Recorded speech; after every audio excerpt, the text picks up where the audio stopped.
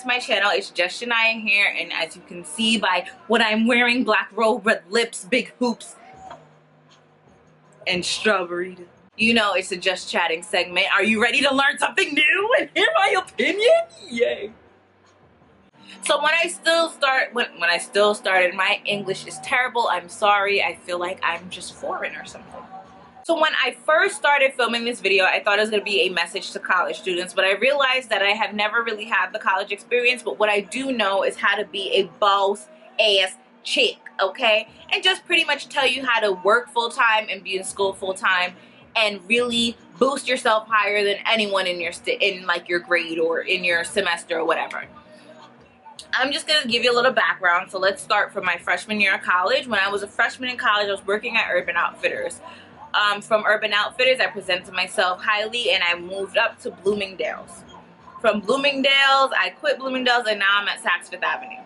So, how I got to where I was and how I raised my pay rate up so high and how I raised my stance up so high and continue to, you know, get through school with a 3.7 at GPA and things of that nature. How did I do it? I know it sounds very hard. Working full-time, being in school full-time, especially going to FIT. School full-time means 8 classes, 3 to 4 hour classes, and however many days you can fit.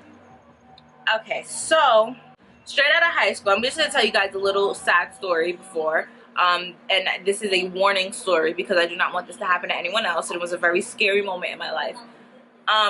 Right after high school, I was working at Urban Outfitters. Well, I just got the job at Urban Outfitters, and I was switching to that job, and I was also coming from another job, which was a luxury chocolate store called Neuhaus. Yeah, I was switching over to a luxury chocolate store named Neuhaus, from a chocolate store named Neuhaus. From there to Urban Outfitters. All while going to bartending school full-time and getting my license. So that was about a week. So in that entire week, I got no sleep. I was forgetting to eat. I was forgetting to drink.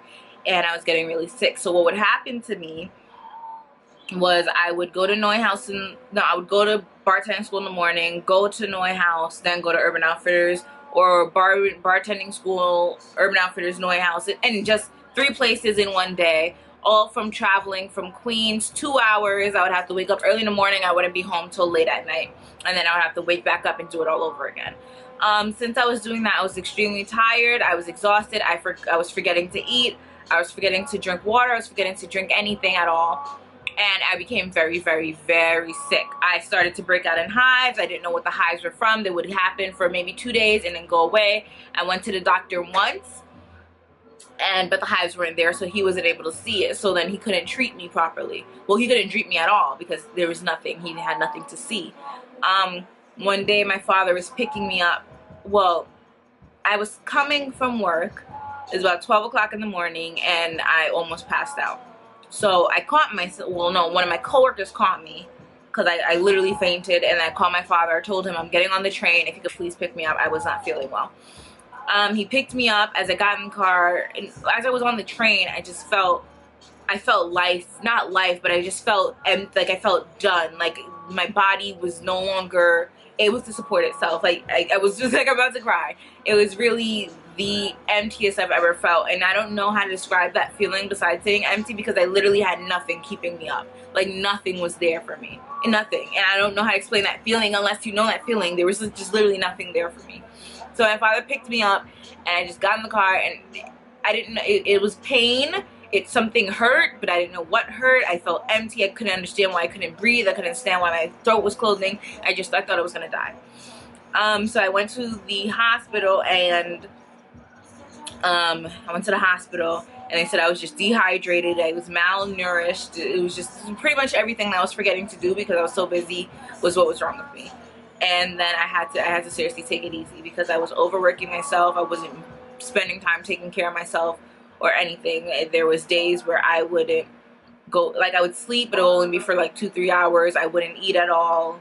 Maybe grab a bagel or, you know, anything that was nearby. It was just really bad. It was really bad, and it's very unsafe. So if you feel yourself being overworked, you need to stop, okay? Because it's the most terrible feeling. I really felt like I was gonna die. And my dad was really there for me, and he really pulled through, and it really helped. But it's like it was literally the worst feeling. I thought, holy crap, I'm gonna die from overworking myself. You see, I'm about to tear up, but it was like the emptiest feeling I've ever felt. I never felt so empty before. It was really bad. Like, I almost killed myself because I was working so hard, and it wasn't good. And I don't even know what I was working so hard for, but I don't know. It was just in me. So that's just a safety story for you guys. I was prescribed a bunch of pills. So I was on, maybe I had like 3 different pills I had to take. So I had 3 big bottles of pills. It was just a lot. And then they put me on IV, just a bunch, okay? So please do not overwork yourself. What I'm telling you right now is, if you're up for it, do not do this, because if you cannot take it, do not, okay? This is why we have alcohol for these segments. At Urban Outfitters. While I was at Urban Outfitters, I just graduated bartending school, so I had my bartending license. Very excited. So I bartend small parties, friends parties, things like that. Most of the time, no charge. So while I was doing that, I was working at Urban Outfitters. However, the hours did get cut very short. So it wasn't very good. And I was also in school, so I would have to, right after school, I would go to work, and the next day I'll go to work if I didn't have school, things like that. So at that time, I think I had 4 days of classes, a few classes, like maybe 2 classes a day, some days 3 classes a day, things like that. So I split it up like that. However, when it came to paying the bills, it did not work very well. So I knew that was for 1 semester. So I knew for the next semester, I had to try to fit all my classes into 2 days so that I could get 5 days of work in and actually make a pretty decent paycheck. So since I was getting tired of Urban Outfitters and their pay, I applied for Bloomingdale's, and I got the job, because while in that freshman year, that 1 semester, I also had an internship with New York Fashion Week, where she hired me then for her coordinating manager, and it was the greatest experience. It really taught me that how great of a worker I am, and how very focused and, you know, leader-ish I am. So I really did get hired, and I was excited. So while working for New York Fashion Week, I would help plan all the fashion shows. I was also her personal assistant. I helped her hire another personal assistant because I wasn't up for that. That's a whole story time. Wow, I could do a story time on that. Woo! Ooh, I could do a story time on that. So yes, I did that internship. I was also doing, you know, helping style a couple of things with my cousin. So I was really trying to build my resume. So it's really good to do a lot of volunteer work, especially when you have a job that's not giving you enough hours. So you start filling your time up with other things. So that was that. Semester after came, I had a job at Bloomingdale's because they were just impressed at how young I was, and just how much I knew and how much I could really tell them. Because here's the thing, even if you don't know how to present yourself, how about you just Google it? There's a lot of things that they'll show you, the do's and don'ts. There's just a lot of things that you would know. Don't be intimidated by the amount of work that there is. Don't let anything intimidate you, actually, because you need to show them, yes, I may be young, yes, I'm still maybe in school, but I can have your job. I can be a manager. I can tell people how to do this. I'm great at training. You also need to be a very a detailed learner, things like that. So when I was at Urban Outfitters, even though it wasn't luxury, I would treat it as if it was luxury, and I will style clients. I will take initiative to learn new things. I will, you know, watch the managers and see what they're doing, because they're probably doing the highest level of things in store, and you just need to know that stuff. So that's how you boost yourself up. So really do pay attention to those things, kids. Hired at Bloomingdale's, worked at Bloomingdale's, built an amazing client book, you know, just did a lot of things. That's where I learned how to sell luxury things, and that's how I learned exact luxury behavior. But before Urban Outfitters, I was working at a luxury chocolate store where they're Belgian and they were very big on luxury. So it wasn't hard for me to learn that. It wasn't at all. You just have to be very mature, and you have to be a very detailed learner. That's the main focus, detail learning. You need to pay attention to detail. Detail is retail. If you don't want to do retail as a career, that doesn't matter, because that is very important in every career you choose. Detailed learning. Littlest things that managers will do that make them the manager, make you the associate. So remember that. Bloomingdale's, I left there because I was genuinely, for one, I was unhappy. 2, I was not spending a lot of time with myself. I felt myself, again, not coming down sick, but I felt like I was losing myself, not from the sickness, but just in general losing myself. And a lot of people felt that way. So I left there. But before I left there, here's how I stayed a boss. during my unemployment period. You stay a boss by you save lots of money. So what I would do while I was working there, I would save $100 a week, and I would build up my savings account like a G, and that lasted me up until I got a new job, son. So,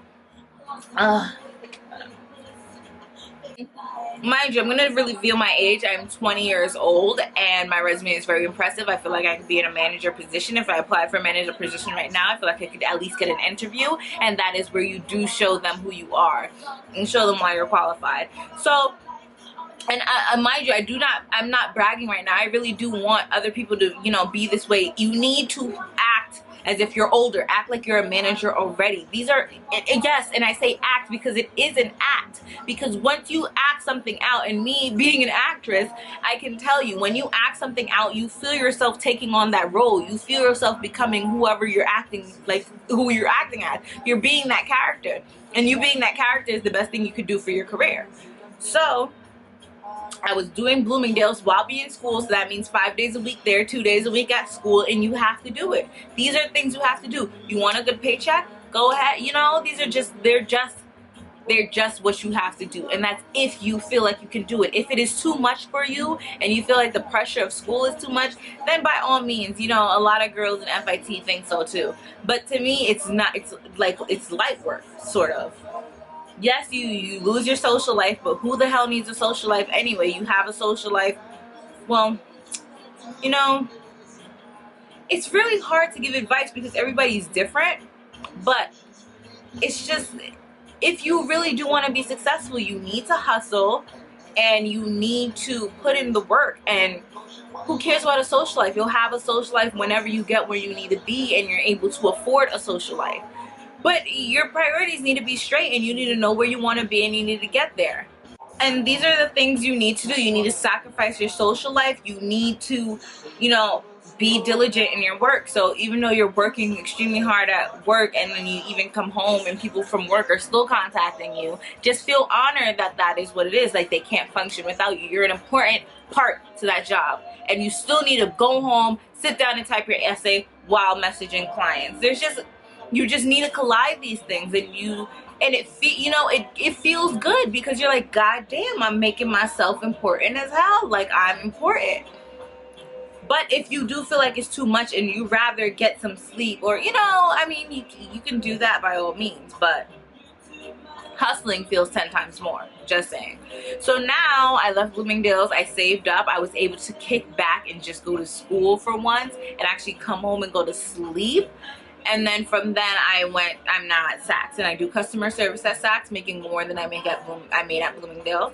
But I don't just want to stay there. I want to move up. That's just me. It's important to have great credit. I will do another just chatting on how to build great credit because it's very important. There's just a lot, and I'm actually proud that I'm able to do that at my age, because one would think I was 25 with the load of work that I do, but no, I'm 20, I'm in school, I'm a junior, I have my associate's degree, and I'm working at a luxury retail store, one of the biggest luxury retail stores on one of the biggest luxury retail shoe floors in the world. And again, I am not bragging. But yeah, and for you to do that, you really need to set your priorities straight. If your priority becomes you want to go out every Saturday night and party with your friends, go ahead. You can do that. But make sure you know that you have to wake up for work at 9 a.m. And if you think by just calling out you'll be fine and you'll still have that job, what does that present you as? No, I have never called out once. And if I have ever called out, it's because I deserve to call out, because I have been there every single time. So it's just, you really do. Work needs to become your number one, and honestly, school needs to become your number 1.5. And when I say that, it's because if somebody from your job asks you to take off for school to go to work, you always say no. But if, for example, you are out of school and you're off that day because you usually have school, you need to go into work that day. You get what I'm saying? I hope that makes sense. Because, you know, just because you're off of school doesn't mean you have a day off. There's no such thing as a day off. Your day off are nights, and if you have weekends off, weekends. That's it. Okay? And you need to set your pay rate, because once you know a certain amount of information and you learn a certain amount of information, remember what I said, detailed learning. Pay attention to the people that are higher than you. You do not sit around and you do not watch your associates.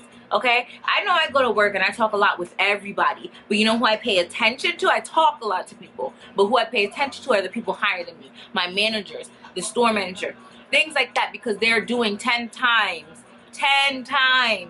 better than you are. Okay, maybe I over-exaggerated, but they're doing a very good job because they're in the position that they're in, and that's where you're trying to be. So you pay attention to them, you do detailed learning, and then you're able to present yourself just like them. Once you present yourself like them, you get in their position, you learn exactly what they know if you didn't learn it before. Okay, you don't need to know what people on your level know, because it does nothing for you. It does nothing for you, okay? But yeah, there's a lot of ways to do this. You do internships maybe your first, second semester, third semester, but after a certain point, if you do practice detailed learning, then you will know the things you need to know, and you will no longer have to do internships. I will never apply for another internship to this day. I will never do another internship to this day unless you are in the acting field or anything of that nature. Then I'll intern for you, because I do want to make connections and network there. But for example, if somebody was to offer me an internship at a showroom that I've never heard of, or no matter who your clients are, showroom, retail store, merchandising sector, corporate office, I don't want to intern for you. Why? Because you're not paying me, so it's a waste of time to take a day off from work to come into an internship. It's a waste of time.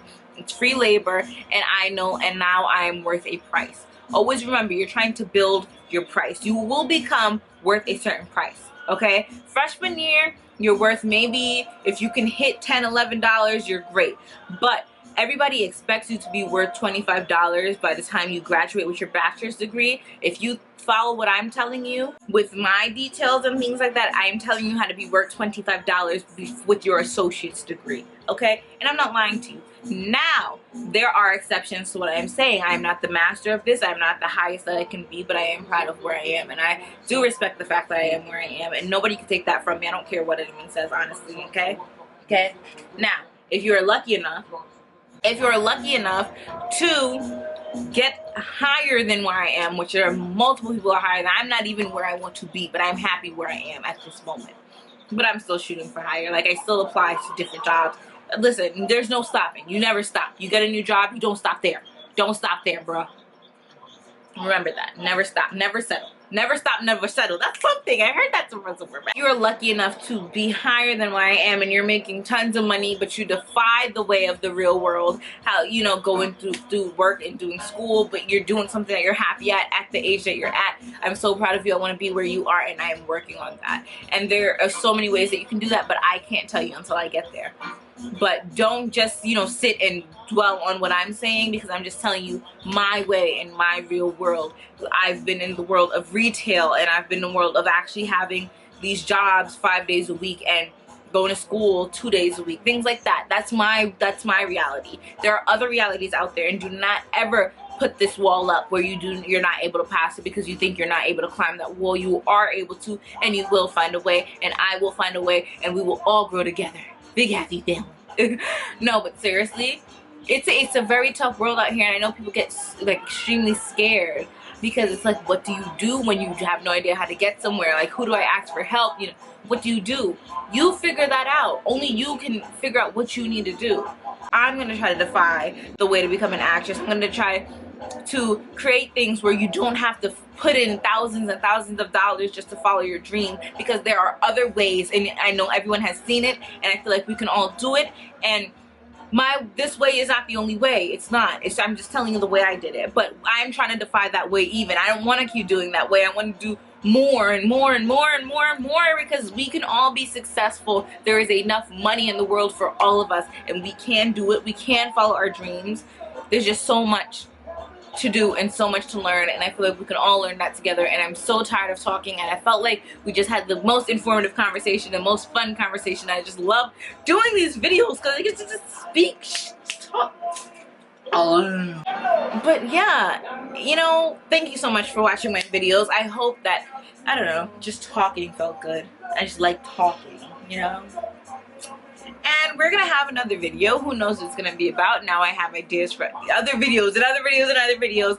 But yes, let's all try to be a boss ass bitch in our own way. Okay, we're gonna work on this. We're gonna do it in every way that we see fit. We're gonna do this. We're gonna do this. Subscribe, thumbs up, and let me know what you think and your ideas of how to be a boss ass bitch. And yeah, we're gonna do this. Peace.